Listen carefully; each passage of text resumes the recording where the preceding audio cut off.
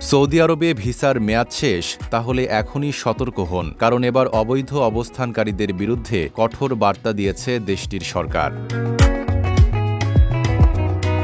জানা গেছে, ভিসার মেয়াদ শেষ হওয়ার পরও সৌদিতে অবস্থান করলে সর্বোচ্চ 50,000 সৌদি রিয়াল জরিমানা গুনতে হতে পারে, বাংলাদেশি মুদ্রায় যার পরিমাণ 16 লাখ টাকারও বেশি। তবে বিষয়টি শুধু জরিমানাতেই সীমাবদ্ধ নয়। এ ধরনের অপরাধে 6 মাস পর্যন্ত কারাদণ্ড, নির্বাসন এবং ভবিষ্যতে সৌদি আরবে পুনরায় প্রবেশে নিষেধাজ্ঞার মুখেও পড়তে হতে পারে। সৌদির স্বরাষ্ট্র মন্ত্রণালয় জানিয়েছে, আবাসন ও শ্রম বিষয়ক আইন বাস্তবায়ন জোরদার, প্রবেশ ভিসার অপব্যবহার রোধ এবং নির্ধারিত সময়ের বেশি অবস্থান ঠেকাতেই এই পদক্ষেপ নেওয়া হয়েছে।